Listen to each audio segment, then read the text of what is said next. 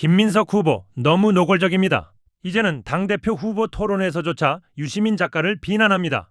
그런데 역시나 이게 오히려 역풍이 되고 있습니다. 유시민 작가 발언에 대해 한민수 후보가 역대급 입장을 밝혔는데 김민석 후보와는 차원이 달라 보입니다. 영상으로 함께 보겠습니다. 7일에는 뭐 당락 관계없이 하나가 될 수 있다고 보는 입장이에요? 저는 당연히 됩니다. 그렇습니까? 그리고 거기에 대해서 다른 생각을 하는 사람이 있다면 자격 없다고 생각합니다. 네. 그런 일은 없을 겁니다. 알겠습니다. 자, 그리고 어제 이제 토론회 중에 좀 아주 MBC가 재밌는 걸 하나 집어넣더라고요.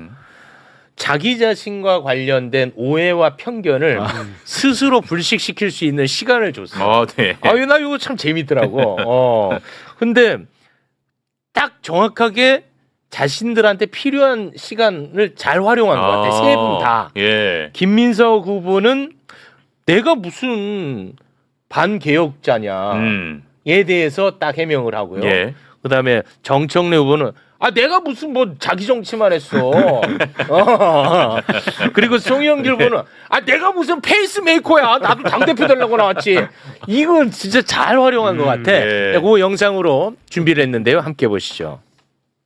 1인 1표에 대해서 반대한 적이 한 번도 없습니다. 8월 통합전대라는 것이 있고 마치 그것이 조국혁신당과의 합당에 대한 대통령의 의사인데 그것을 마치 제가 반대해서 무산된 것처럼 이야기도 돌고 일부 유튜버들이나 또는 기자다 이렇게 말씀하시는 분들이 하는데 100% 1000% 사실과 다릅니다. 아무 근거 없이 그렇게 말씀하시는 분들은 앞으로 그렇게 시정해 주시면 좋겠다 생각합니다. 두 분이 굉장히 친하고 연대를 하시는 것 같은데 제가 좀 외롭고 억울한 부분도 많이 있습니다.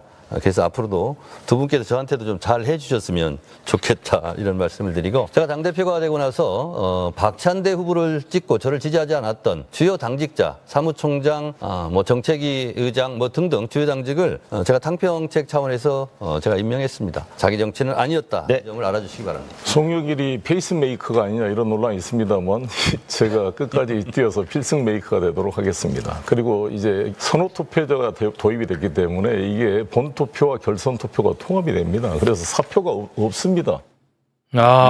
자기 시간을 아주 정확하게 각자, 잘 활용을 했습니다. 근데 그 정청래 후보하고 송영길 후보가 굉장히 좀 이렇게 거칠게 경쟁을 했잖아요. 근데 여기에서는 이제 서로 좀 웃는 장면이 좀 나와가지고, 좋더라고요. 저는 참 보기가 좋았습니다. 본인 두 분 다 사과하시던데요. 네. 얘기하니까 제명하고 그다음에 역적 발언이었나? 목을 자르겠다. 서로가 그 사과하는 모습, 저는 굉장히 훈훈하게 좋았는데, 제가 이거는 한번 좀 말씀드리고 싶어요. 그 송영길 후보가 이제 정치검찰로부터 엄청나게 이제 핍박받았습니다. 그때 이제 당시 당대표 정청래 후보였거든요. 그때 사실 너무 좀 외면했어요. 그런 적이 있었어요. 있었습니다. 그런 응어리가 지금 이렇게 좀 거친 표현, 거친 표현이 저는 옳다고 생각하지는 않습니다. 그걸 매우쇼에서도 지적을 한 바 있습니다만, 이제 그런 이제 응어리가 좀 있는 건 아닌가. 근데도 어제는 이제 서로 웃으면서 하는 모습이 저는 참 어제 기분 그래서 좋았습니다. 저 보면서 네. 우리 김민석 후보님, 정청래 후보님, 송영길 후보님, 우리 민주당의 더불어민주당의 큰 인물들이고 맞아요. 리더고 자산이에요. 그래서 저는 어제 특히 우리 정청래 후보, 송영길 후보가 이렇게 서로 간에 막 웃으면서 이렇게 대화 나누고 이렇게 토론할 때 너무 좋았고 이제 그 막 말씀하셨지만 이제 어제라네 이번 그 6.3 지방선거 때 치러졌던 재보궐선거 있었잖아요.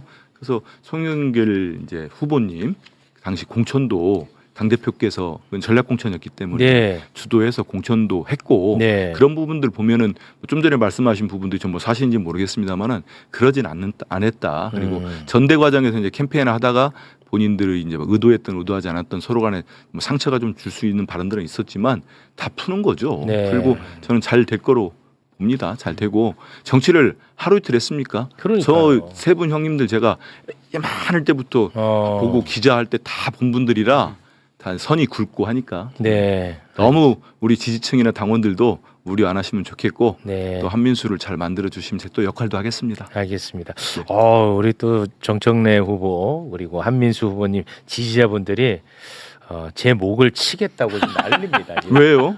이제 송영길 후보 관련한 이야기 해가지고 제가 무슨 송영길 후보랑 무슨 관계라서 제가 감쌉니까? 그냥 있는 거를 얘기하는 거예요.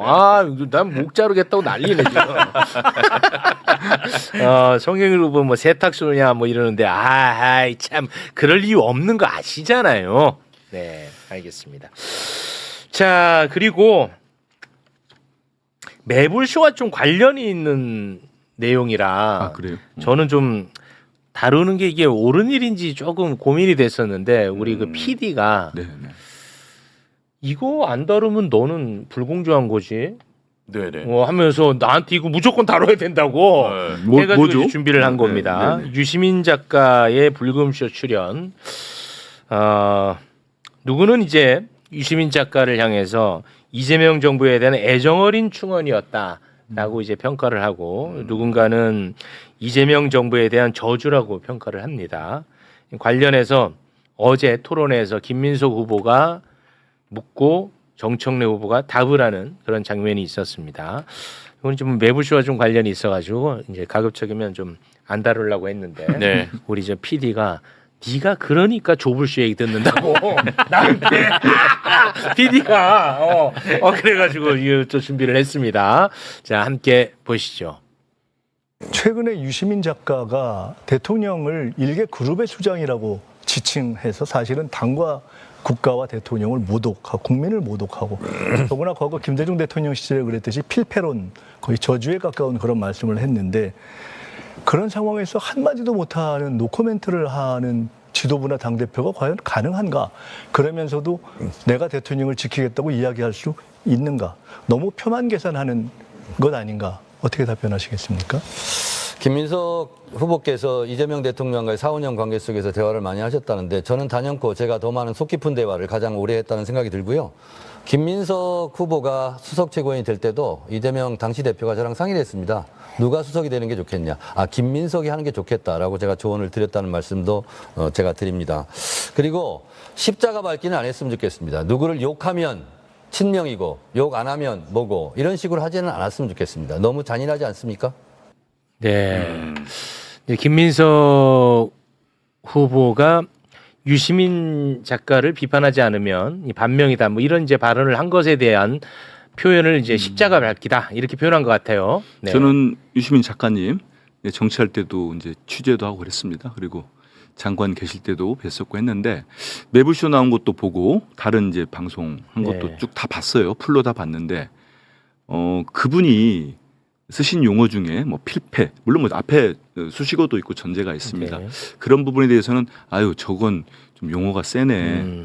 저런 표현까지 안 했으면 어쩌을까 이런 생각이 들긴 했습니다. 네. 하지만 유시민 작가님이 그럼 예를 들어서 유시민 작가가 이재명 대통령님을 진짜 많이 저는 위한다는 생각은 들었거든요. 분명히 네. 꼭 성공해야 된다. 이런 전제가 깔려 있다는 뭐 제 느낌이니까요. 제 생각인데 그런 게 있었고 그다음에 유시민 작가가 그러면 이재명 대통령을 지금 무슨 뭐 비판하고 그리고 또 지금 정부가 잘 되지 않기를 바라는 건 그건 아니잖아요.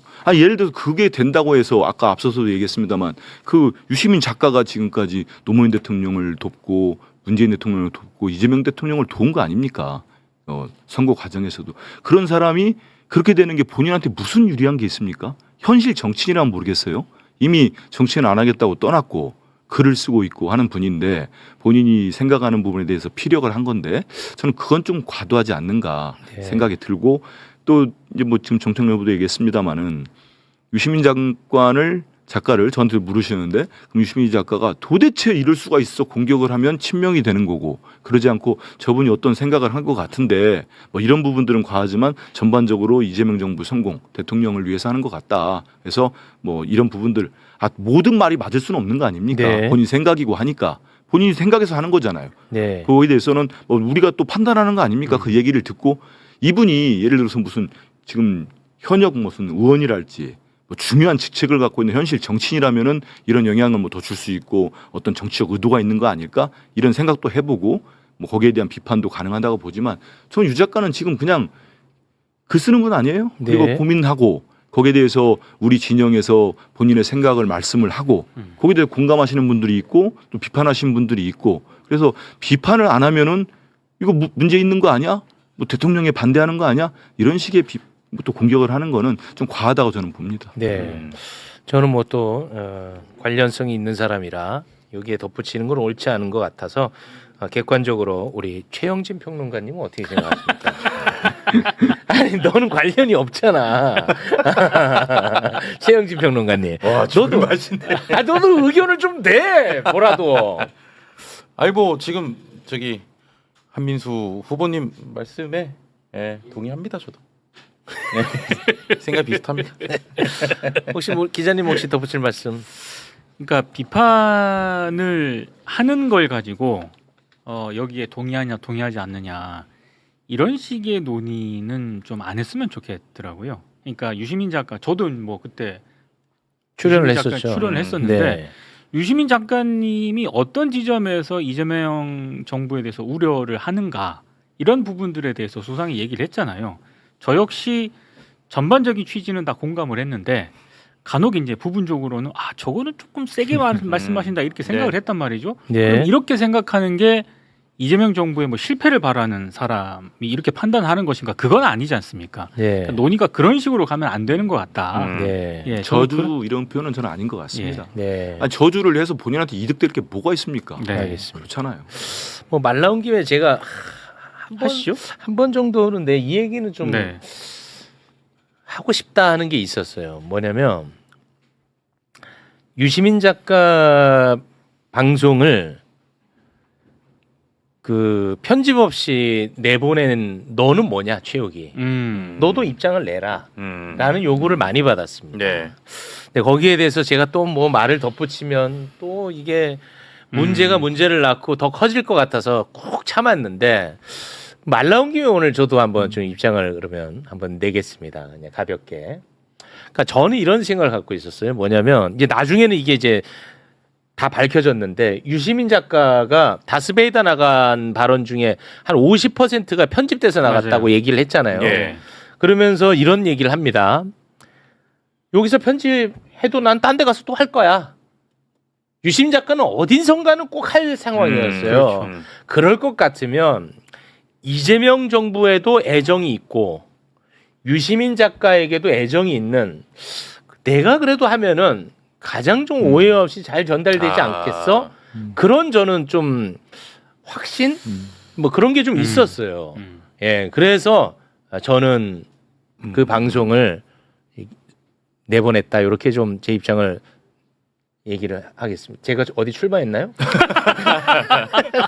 이거 하도 요구를 많이 받아가지고 근데 꼭 참았어. 그런 얘기 많았죠. 진짜 많았어. 최욱 입장 밝혀라. 네, 오늘 이제 처음으로 얘기를 네. 합니다. 네. 아무튼 그렇습니다. 자, 오늘 귀한 시간 내주셨는데요. 다른 분들에게도 또 이런 기회를 드릴 테니까 네. 끝으로 하실 말씀 있으면 한 말씀 부탁드리겠습니다. 저에게 오늘도 어디 그 시의원님들 만났더니 왜 출마했는가를 듣고 싶어하는 분위기였습니다. 그래서 제가 드린 말씀은 제 기치가 출마하면서 저도 고심이 많았죠. 초선이기도 하고 지금 출마하는 게 맞나 이런 생각을 했는데 통합과 개혁 승리의 최고인이 되겠다고 말씀을 드렸습니다. 그럼 제가 출마 선언문을 써가면서 쓰면서 저도 이렇구나 이런 생각이 들었던 게 뭐냐면 우리 민주개혁 진영이 역대 선거를 저희들이 총선서 이기고 대선서 이겼지만 정말 넉넉하게 이긴 적이 있었던가 하는 생각을 제가 들었습니다. 없습니다. 우리가 박근혜 전 대통령 국정농단 탄핵됐을 때 그런 상황에서도 우리 문재인 후보가 받은 득표율을 한번 생각해 보십시오. 졌어.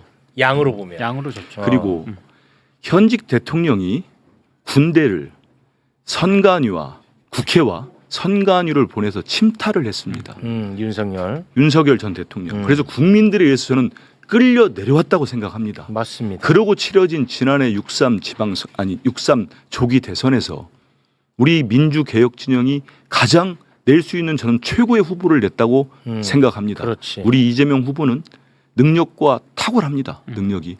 정말 최고의 후보를 냈어요. 우리가. 네. 지금은 이재명 외치고 다녔습니다. 네. 제가. 그랬는데도 우리가 그리고 50%를 못 넘겼습니다. 그 얘기도 하셔야지. 단일 후보였잖아. 예. 진영의 단일 후보요. 그렇죠. 한 후보를 냈다고. 맞아요. 말을 안 끊었으면 좀 아, 좋겠습니다. 그래서 50%를 넘기지 못했습니다. 네. 그리고 돌아보십시오. 우리 민주개혁진영의 지지자분들께서 우리가 정권 재창출을 한 게 네 분의 대통령을 우리 대통령이 이재명 대통령이 합치면 네 분의 대통령을 배출했습니다만 딱 한 번밖에 정권 재창출을 못했습니다. 맞습니다. 전 그래서 단결하면 우리가 이겼지만 분열하면 졌습니다. 그렇기 때문에 통합을 하고 연대를 하고 단결을 해야 된다. 그러기 위해서 나왔습니다. 그리고 저희 민주당은 개혁할 때 승리했고 개혁을 멈출 때는 졌습니다. 개혁은 제가 우리 당대표도 후보도 얘기했지만 자전거 페달과 같습니다. 멈추면 쓰러집니다. 개혁이 민생이고 저는 민생이 곧 개혁이라는 확신이 있습니다. 그래서 제가 통합과 개혁 승리의 최고연이 돼서 우리 정말 제가 사랑하는 우리 이재명 대통령님, 존경하는 이재명 대통령님이 꼭 성공할 수 있도록 네. 이재명 정부가 성공하고 30년 정권 재창출을 꼭 이룰 수 있는데 제가 미랄이 되고 싶습니다. 네. 그래서 출마했습니다. 아유, 고맙습니다. 기회를 주십시오. 네, 알겠습니다. 자, 그러면은 전당대회 그 일정 한번 좀 소개를 해주시겠습니까? 네. 네. 지금 충청권이 온라인 투표가 이제 어제로 끝났고요. ARS 투표는 내일까지 진행이 됩니다. 근데 이게 온라인 투표가 있고 ARS 투표가 있는데 이건 뭐예요? 제가 설명드려도 됩니다. 아, 그럴까요? 네. 온라인은 이제 카톡 같은 이제 모바일을 통해 가지고요. 카톡으로 이렇게 투표할 수 있도록 연락이 이제 옵니다. 권리당원한테는 와요. 권리당원에게 옵니다. 아. 핸드폰으로 할 수 있는 거죠? 예, 핸드폰으로. 아, 권리당원한테는 그냥 자동으로 네네. 가요. 옵니다. 근데 그 카톡을 이제 바쁘시거나 아니면 못 보셨을 때 네. 이제 전화가 옵니다. 아, 보조적 수단으로 ARS 로. 전화를 해요. 그렇죠. 총 저희들이 이제 화, 수, 목, 금 이렇게 뭐 나흘 하고 투표할 때 그래서 못하신 권리당원들 계시면 투표를 많이 해주시고 이왕이면은 오직 당심, 오직 민심을 생각해 주시면 좋겠습니다. 기호 5번 한민수입니다. 네. 하도 얘기를 많이 하고 다니까 자꾸 나와서 그런 겁니다. 그러니까 이해해 주십시오. 하도 많이 하니까 그냥 쑥쑥 나와요, 그냥 제가. 알겠습니다. 네. 아, 우리 그 또 한민수 지지자분들이 저를 가만두지 않겠다고 지금 난립니다. 지금 송영길에 줄 탄 거 너무 티났다고 지금 난리 납니다. 그 아까 그 자꾸 저한테 그리고 네. 뭐라고 하시니까 더 그러잖아요. 제가요? 네. 뭘 뭐라고 했는데요? 아니 그래 뭐 나 뭐 시간 많아서 왔다 막 이렇게 하시니까 제가 이렇게 건들건들하지는 않았어요. 그건 아니고 저는 무엇보다 우리 매불쇼 와서 이렇게 출연하고 네. 우리 지지자분들께 사격 멈춰달라고 한마디만 해주세요. 지지자분들한테 최욱이에 대한 네. 사격을 멈춰라 한 번만 좀 해주시면 안 돼요? 모두가 각자 알아서 판단하고 그거는 또 안 하시네. 야 이거 지켜보네. 와. 저는 자율권을 우리 맡겨버리네. 160만 명의 와. 우리 권리당원님들의 집단 지성을 믿습니다. 네. 일정 하나만 더 소개를 해드릴까 네. 합니다. 부울경이요 온라인 투표가 오늘까지고요. 네. 그리고 ARS 투표는 금요일과 토요일 이렇게. 뭐 그 뒤는 이제 8월 달이니까 네. 소개를 안 하더라도 요거까지는 예, 소개. 권역별로 이렇게 돼 있습니다. 맞습니다. 그래서 총 나흘인데 온라인 이틀, ARS ARS. 전화 올 때 이틀 네. 많이 투표에 응해줬으면 좋겠습니다. 네. 그 후보 입장에서는 초반 기세가 굉장히 중요할 텐데 이번에 이제 주말에 결과가 나오잖아요. 네. 그거 굉장히 떨리겠어요. 제가 어지간하면 안 떠는데요. 이건 떨릴 것 같아요. 지금 떨리지는 않지만 그 순간에 이제 그 현장에서 발표되는 순간에는 저도 좀 긴장되지 않을까 싶고. 긴장될 것 같아. 참 이거는. 제가 한마디 빠뜨린 거 있는데 이번에 해도 됩니까 지금 가기 전에? 지금까지 다 마음대로 하셨잖아요. 네. 왜냐하면 저는 이제 그 통합과 개혁 승리 얘기했고 우리 당원분들께 제 메시지도 드리고 현장에 말씀드리는 게 이번 8.17 전당대회가 저는 의미가 있는 게 역사적인 하나의 분수령을 생각하거든요. 변곡점. 왜냐하면 1인 1표제로 시행되는 첫 정기 당원대회입니다. 우리 더불어민주당 역사에서. 그러니까 지금까지는 대의원들께서 권리당원보다 훨씬 많은 등가를 갖고 계셨는데 이번에는 대의원들이나 권리당원이나 똑같이 1인 1표입니다. 그래서 우리 당원들이 이제는 진짜 더불어민주당의 주인이 누구인지를 입증하는 날입니다. 당원 주권 시대. 당원 주권 정당에 이번에 이제 확실하게 당의 우리 더불어민주당, 대한민국의 주인은 국민이듯이 당의 주인은 당원이다. 이거를 입증해 주십시오. 자, 지금 조정식 의장이 한 말이 이거잖아요. 현직 대통령의 연임 이거 국민투표에 맡기면 되는 거 아니야? 국민의 선택. 자, 민주주의가요. 단순히 다수의 찬성을 확보하는 것만 의미하는 건 아닙니다.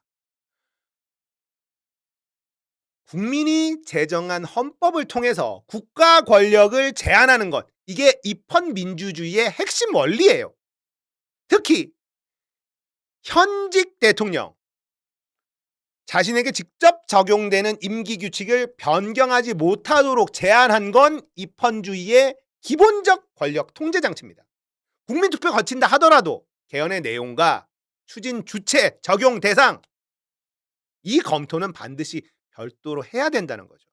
현직 대통령에게 연임 개헌을 적용할 경우 연임제라는 제도 자체의 판단 이것과 현직 대통령에 대한 정치적 지지 이게 결합하게 되겠죠. 그러면 대통령제를 개혁하자라는 이야기와 지금 현직 대통령 재신임 투표 섞여버립니다. 제도 개혁이 아니라 재신임 투표로 섞여버려요. 그래서 현행 헌법 128조에 대통령 임기 연장 또는 중임 변경을 위한 헌법 개정은 개정 제한 당시의 대통령에겐 효력이 없다. 꽝꽝꽝. 만들어 놓은 거예요. 이유가 있는 겁니다. 조정식 의장이 얘기한 국민이 선택할 수 있다라는 표현, 민주적 원칙에 부합하는 것처럼 보일 수 있죠. 하지만 대한민국 현대사에서 이렇게 똑같은 논리로 현직 대통령 장기 집권을 정당화해 왔어요. 반복적으로 활용돼 왔습니다. 대통령 임기제도를 개편하는 문제, 이 개정된 제도를 현직 대통령에게 적용하는 문제, 단순한 문제가 아니라는 겁니다. 자, 조정식 국회의장의 국민의 선택 문제다라는 발언이 왜 위험한 발언인지 아시겠죠? 박정희도 똑같은 말을 했다는 거예요. 자, 이재명 대통령이 연임 욕심을 내는 것, 조정식 의장이 국민의 선택이라고 말한 것, 일배화되고 있는 이대 남들 다 역사를 제대로 배우지 못했기 때문이다. 그래서 발생하는 문제들 아니냐라는 게 저의 생각이에요. 4.4 5.입 개헌 학교에서 자세하게 가르치지 않습니다. 박정희의 3선 개헌, 유신 개헌 학교에서 교과서에서 자세하게 가르치질 않아요. 이런 걸 자세히 가르쳐야 됩니다. 자, 현재의 대한민국 헌법은요, 민주시민들의 피로 만들어진 거예요. 그래서 함부로 바꿀 수 없도록 만들었습니다. 그런데 지금 무슨 얘기 나오고 있죠? 연성헌법이란 말이 나옵니다. 헌법을 좀 쉽게 바꿀 수 있게 고치자. 자, 연성헌법이란 말을 꺼내는 새끼들은 개새끼들입니다. 민주시민의 피해 값어치를 우습게 보는 인간들이에요. 근현대사를 제대로 배웠다면 할 수 없는 그런 말입니다. 제대로 가르쳐야 돼요. 현대사 제대로 가르쳐야 됩니다. 그래야 이대남들의 일배화도 막히고요. 연성헌법 운운하는 개새끼들도 사라지게 됩니다. 대한민국 헌법 왜 쉽게 고칠 수 없도록 바꿔놨느냐? 민주시민의 수많은 피가 지금 헌법에 담겨 있는 거예요. 독재자들이 쉽게 바꿀 수 없도록 만들어 놓은 겁니다. 그래서 지금 개헌이 참 어렵습니다. 그렇다고 쉽게 바꾸게 만든다? 연성헌법? 개새끼들이죠.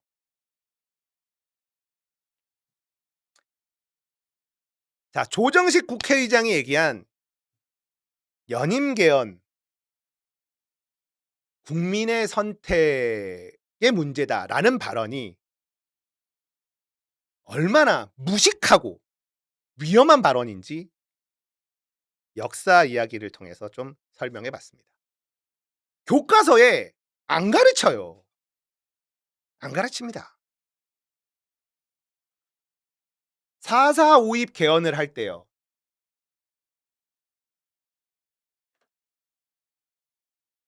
정치 깡패 이정재와 동대문파가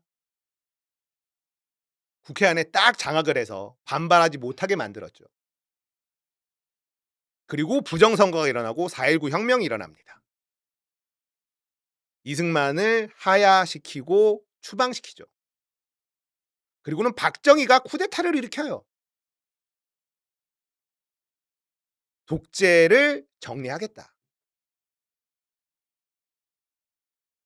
박정희가 집권하자마자 무슨 일을 하냐? 깡패들 목에다 나는 깡패입니다 걸고 돌아다니게 만듭니다. 그게 이정재예요.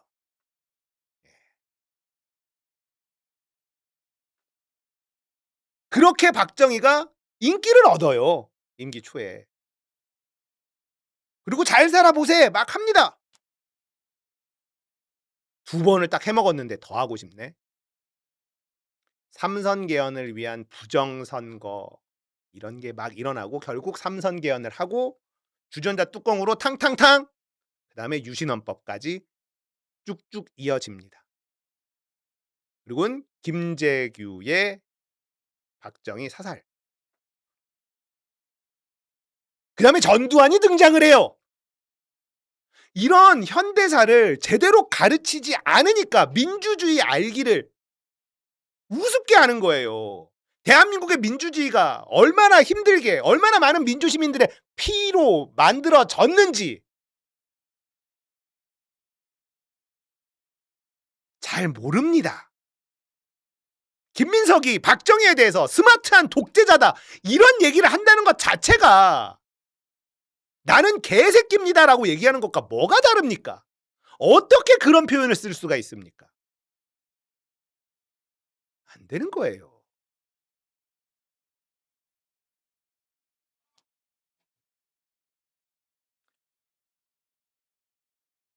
조정식 국회의장의 발언은 이재명 대통령의 뜻이다. 조정식 의장은 6선까지 하면서 자신의 소신, 자신의 신념 강하게 어필한 적이 없는 사람이잖아요. 조정식 의장은 이재명 대통령의 미니미 아바타입니다. 이재명 대통령의 뜻과 다른 말을 할 수 없는 사람이에요.